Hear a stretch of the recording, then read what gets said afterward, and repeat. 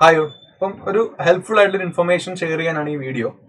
അതൊരു particular sector of സ്റ്റുഡൻസിനെ target ചെയ്തിട്ടുള്ള ഒരു വീഡിയോ ആണ്. ശ്രദ്ധിക്കാൻ മുമ്പായിട്ട് നമുക്കറിയാം, യു ജി നീറ്റിന്റെ 2024 നോട്ടിഫിക്കേഷൻസ് ഉടനെ ഔട്ട് ആകും.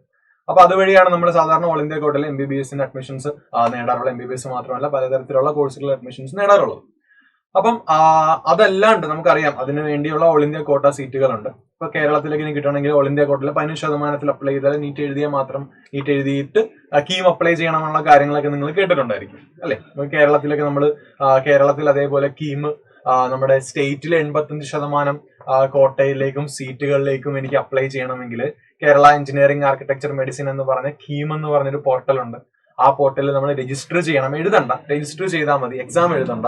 രജിസ്റ്റർ ചെയ്തതിനു ശേഷം നീറ്റ് എക്സാം എഴുതി എന്റെ മാർക്ക് അപ്ലോഡ് ചെയ്താൽ മതി, നിങ്ങൾക്ക് കേരളത്തിലെ മെഡിക്കൽ കോളേജസിലേക്ക് അഡ്മിഷൻ കിട്ടുമെന്നുള്ള കാര്യവും നിങ്ങൾക്കറിയാം. സോ ഇവിടെ ഞാൻ പറയാൻ ഉദ്ദേശിക്കുന്നത്, പുറകിൽ കണ്ടു കാണും നമ്മുടെ കർണാടക CET 2024 എന്നാണ്. Common entrance test 2024 in Karnataka. നേരത്തെ പറഞ്ഞ പോലെ ഒരു പർട്ടിക്കുലർ സെക്ടർ ഓഫ് സ്റ്റുഡൻസിനെ മാത്രമാണ് ഇത് അഡ്രസ് ചെയ്യുന്നത്, നിങ്ങൾക്കറിയാം. അതായത് കർണാടക CET-ലും സാധാരണ നീറ്റ്, MBBS, ഡെന്റൽ അങ്ങനെയുള്ള പല കോഴ്സുകൾ നോക്കുന്നുണ്ടെങ്കിൽ നീറ്റ് ആണ് അവരുടെ ക്വാളിഫിക്കേഷൻ എന്ന് പറയുന്നത്. പക്ഷെ എന്താണ് അവിടെ CET, കോമൺ എൻട്രൻസ് ടെസ്റ്റ് കർണാടകയുടെ രജിസ്റ്റർ ചെയ്തിരിക്കണം. രജിസ്റ്റർ ചെയ്ത കാൻഡിഡേറ്റ്സിന് മാത്രമേ അവിടെ എലിജിബിലിറ്റി ഉള്ളൂ. അപ്പൊ നിങ്ങൾ ആലോചിക്കും, എന്താണ് കേരളത്തിലെ കാൻഡിഡേറ്റ്സ് ആണല്ലോ നമ്മളെല്ലാവരും, അപ്പൊ അവർക്ക് കർണാടകയിൽ എലിജിബിലിറ്റി കിട്ടുമോ എന്നതായിരിക്കും പ്രധാനമായിട്ടുള്ള ഒരു ഡൗട്ട്. അവിടെയാണ് ഒരു ഒരു സെക്ഷൻ പറയുന്നത്, ഒരു ക്ലോസ് പറയുന്നുണ്ട്. അപ്പം കേരളത്തിൽ പഠിച്ച കാസർഗോഡ് ജില്ലയിലുള്ള കുട്ടികൾക്ക് കർണാടകയിലെ ഗവൺമെന്റ് സീറ്റിലെ സ്റ്റേറ്റ് കോട്ടയിലേക്കുള്ള 85% വരുന്ന സ്റ്റേറ്റ് കോട്ടയിലേക്കുള്ള ആപ്ലിക്കേഷൻ നൽകാനായിട്ടുള്ള ഒരു എലിജിബിലിറ്റി ക്ലോസ് ഉണ്ട്. ശരിക്കും കേരളത്തിലുള്ള പലർക്കും അത് ചിലപ്പോൾ കേട്ടിട്ടുണ്ടാവില്ല, ചിലപ്പോൾ കേട്ടിട്ടുണ്ടാവും. അങ്ങനെ ഒരു ഓപ്പർച്യൂണിറ്റി ഉണ്ട് ശരിക്കും. നമുക്ക് സാധാരണ കേരളത്തിൽ ജനിച്ച് ജീവിക്കുന്ന ഒരു കേരളത്തിൽ പഠിച്ചിട്ടുള്ള നമ്മുടെ മദർ ടങ് മലയാളമായിട്ടുള്ള ആൾക്കാർക്കൊന്നും കർണാടകയിലെ ഗവൺമെന്റ് സീറ്റ്സിന് അപ്ലൈ ചെയ്യാൻ പറ്റത്തില്ല. അങ്ങനെ അപ്ലൈ ചെയ്യണമെങ്കിൽ ഓൾ ഇന്ത്യ കോട്ട മാത്രമേ അപ്ലൈ ചെയ്യാൻ പറ്റത്തുള്ളൂ. ഓൾ ഇന്ത്യ കോട്ട വഴി അപ്ലൈ ചെയ്ത് നമുക്ക് ഉറപ്പായിട്ടും കർണാടകയിൽ, പക്ഷെ അത് വളരെ കുറച്ച് സീറ്റുകൾ മാത്രമേ ഉണ്ടാവത്തുള്ളൂ. അല്ലാണ്ട് കർണാടക സീറ്റ്സിലെ 85% സീറ്റുകൾ അപ്ലൈ ചെയ്യണമെങ്കിൽ നമുക്ക് എന്തായാലും എന്ത് ചെയ്യണം, നമുക്കത് അതിനുള്ള നേറ്റിവിറ്റി, ഡൊമിസൈൽ അങ്ങനെയുള്ള ഡോക്യുമെന്റ്സ് ഒന്നും ഉണ്ടാവില്ല. നമുക്ക് അപ്ലൈ ചെയ്യാൻ പറ്റില്ല. പക്ഷേ കേരളത്തിലുള്ള, ഇതാണ് ഇവിടെ ശ്രദ്ധിക്കേണ്ട കാര്യം, കേരളത്തിലുള്ള ഒരു ക്ലോസ് ഉണ്ട്. നമ്മുടെ കർണാടക CET-ന്റെ ഇൻഫർമേഷൻ ബുള്ളറ്റിൽ ഒരു പ്രധാനപ്പെട്ട ഒരു ക്ലോസ് പറയുന്നുണ്ട്. ക്ലോസ് D ആണത്. ക്ലോസ് D ശ്രദ്ധിക്കുക. A candidate whose mother tongue is Kannada, Tulu, Kodava or Beary should have resided and studied for a period of 7 years between 1st and 12th standard is in disputed Kannada speaking area എന്ന് പറയുന്നുണ്ട്. അതായത് ശരിക്കും പറഞ്ഞാൽ നമ്മുടെ കേരളത്തിലെ കുറിച്ച് പറയുന്നുണ്ട്.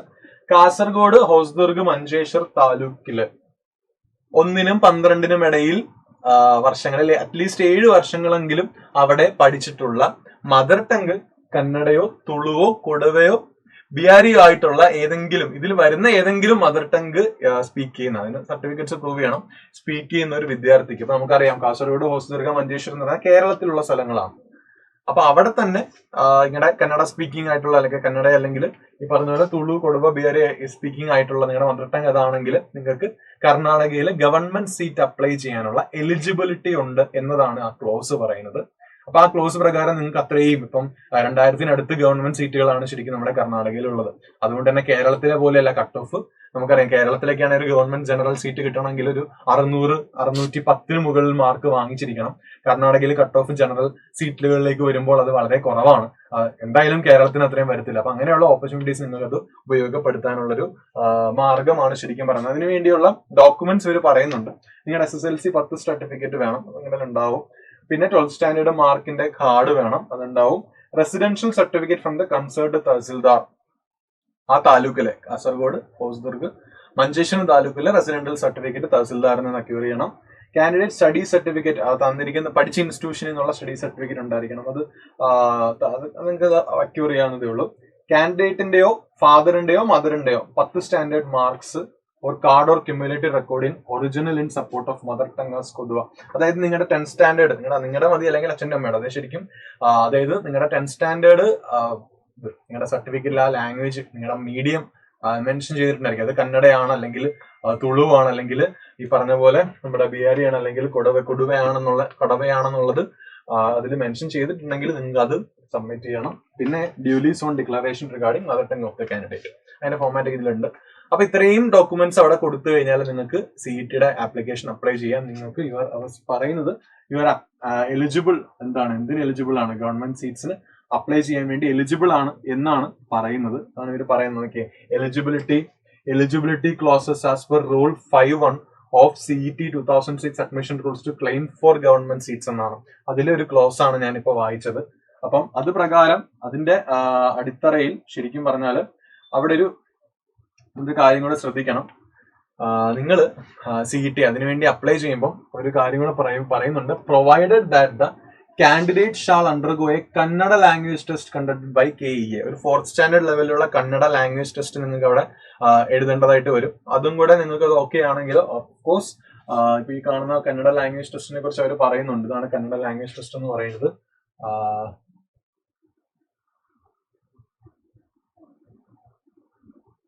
ഇവിടെ നോക്കുക, 24/2024 ഏപ്രിൽ 20 കന്നഡ ലാംഗ്വേജ് ടെസ്റ്റ് നടത്തുന്നത്. 11:30ക്കും 12:30ക്കും ഇടയിലായിരിക്കും, രാവിലെ ആയിരിക്കും സമയം. ഇത്രയും സ്ഥലങ്ങളിലായിരിക്കും നടക്കുക. ബാംഗ്ലൂർ, ബിദാർ, ബലഗവി, ബല്ലാരി, വിജയപുരം, മംഗലാപുരം, ഇത്രയും സ്ഥലങ്ങളിലാണ് ശരിക്കും നിങ്ങളുടെ കന്നഡ ലാംഗ്വേജ് ടെസ്റ്റ് നടക്കുന്നത്. പറയുന്നത് 4th സ്റ്റാൻഡേർഡ് ലെവൽ ആയിരിക്കും. മിനിമം ഒരു 12 മാർക്കിന് എബോ അക്യൂർ ചെയ്താൽ മാത്രമേ നിങ്ങൾക്ക് അതിന് എലിജിബിൾ ആവത്തുള്ളൂ എന്നും പറയുന്നുണ്ട്. അപ്പൊ അതും കൂടെ എഴുതി കഴിഞ്ഞാൽ നിങ്ങൾക്ക് അത്യാവശ്യം കുറഞ്ഞ കട്ട് ഓഫിൽ തന്നെ നീറ്റിന് അപ്ലൈ ചെയ്ത് കയറി എഴുതി MBBS-ന്റെ അഡ്മിഷൻ വാങ്ങിക്കാൻ സാധിക്കും. അതുകൊണ്ട് തന്നെ അങ്ങനെ ഒരു ഓപ്പർച്യൂണിറ്റി നിങ്ങൾ ഈ കാസർഗോഡ്, മഞ്ചേശ്വരം, ഹൊസദുർഗ താലൂക്കിൽ പെടുന്ന ആൾക്കാരാണ്. ഓഫ്കോഴ്സ് അതേപോലെ തന്നെ നിങ്ങളുടെ മീഡിയം പറയുന്നുണ്ട് കന്നഡ, തുളു അങ്ങനെയുള്ള മീഡിയത്തിൽ വരുന്ന ആൾക്കാരാണെങ്കിൽ, കൊടവ അങ്ങനെയുള്ള മീഡിയത്തിൽ വരുന്ന ആൾക്കാരാണെങ്കിൽ, ലാംഗ്വേജ് മദർ അതാണെങ്കിൽ നിങ്ങൾക്ക് അപ്ലൈ ചെയ്യാൻ സാധിക്കും. സോ ദിസ് ഇസ് പർട്ടിക്കുലർ റീജനെ നിങ്ങളെ ഒന്ന് അറിയിക്കാൻ വേണ്ടിയുള്ള വീഡിയോ ആണ്. ഇൻ കേസ് നിങ്ങൾക്ക് അത് അറിയത്തില്ലെങ്കിൽ മാത്രം നിങ്ങൾക്ക് അത് ചെയ്യാം. Thank you so much. By.